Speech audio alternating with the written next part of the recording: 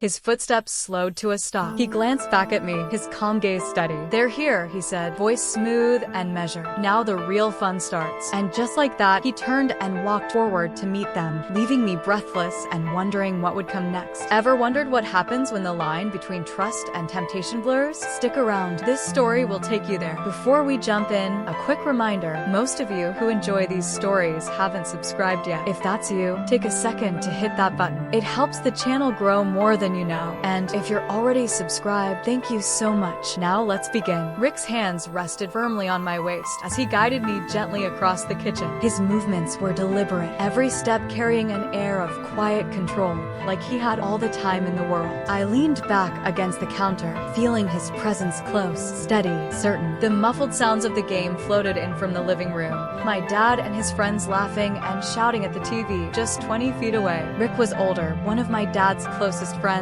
always the quiet observer in the group. But here, in the hush between us, there was nothing hesitant about him. His attention was focused, his touch assured. Every gesture felt purposeful, like he wasn't just acting on impulse. He knew exactly what he was doing. That was what had drawn me to him from the start. His breath rushed close to my ear. "You're enjoying this, aren't you?" he murmured, voice low, coaxing. I couldn't find words. I just clung tighter, nodding silently as he drew closer still, his gaze unshaken, his focus tightening.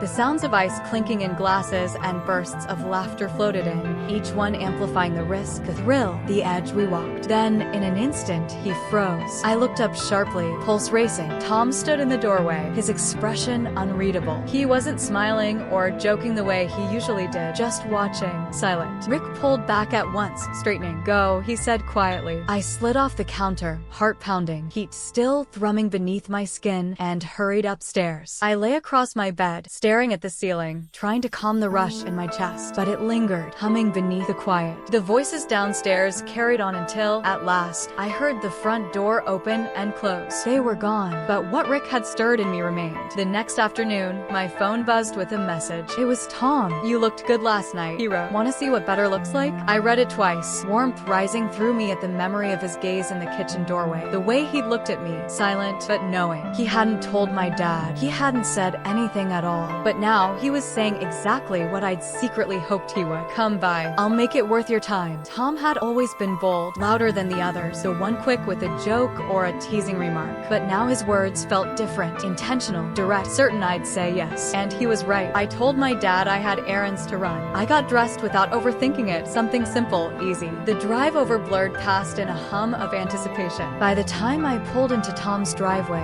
my chest felt light, my legs a little unsteady. The front door was already cracked open. He was waiting. I stepped inside, closing the door quietly behind me. Tom sat on the couch, one arm resting along the back, watching me with quiet expectation. No words, just that steady gaze. Then he stood across the room and wrapped his hands around my waist like this was something familiar, something we'd already agreed upon without speaking. He leaned in, pressing his lips to mine before I could even take a breath. There was no hesitation, only certainty. I melted into him, fingers gripping his shirt as his hands pulled me closer, grounding me. Every step, every shift felt like part of a plan he already knew by heart. He guided me to the couch, his motions fluid, unhurried. I followed, the warmth in my chest growing with every moment. His hands moved carefully, adjusting my position, ensuring I felt safe even as the air between us charged with quiet intensity. "Slow," he said softly, his voice calm, steady. And I did. I followed his lead, learning his rhythm, responding to each subtle cue. His hands remained gentle but sure, his breath catching now and then in a way that made me feel powerful, trusted. Every shift in his expression, every slight change in his breathing guided me. And when he finally lifted me into his arms, I let out a quiet laugh, surprised and light,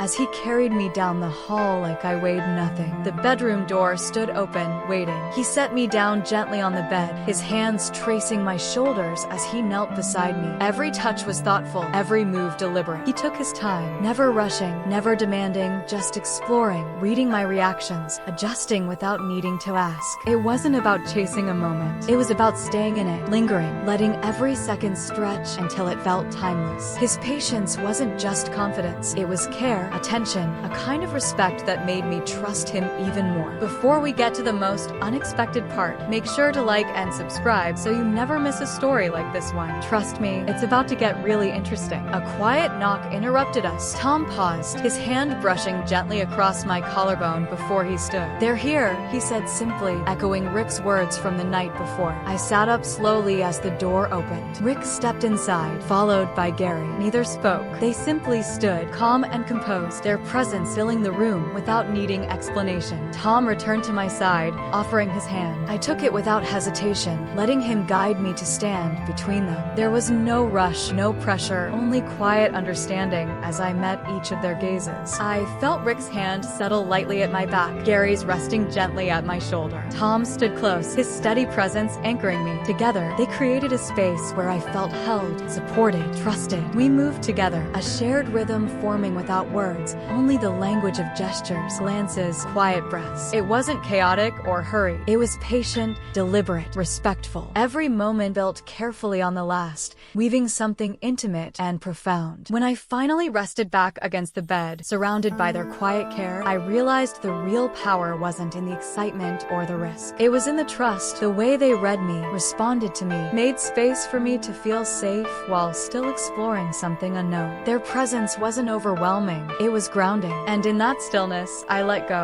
knowing I wasn't alone, knowing I was seen. Tell me, have you ever had a moment where trust felt like the bravest thing? Share your thoughts in the comments. I'll be reading, and don't forget, hit that subscribe button so you don't miss what comes next.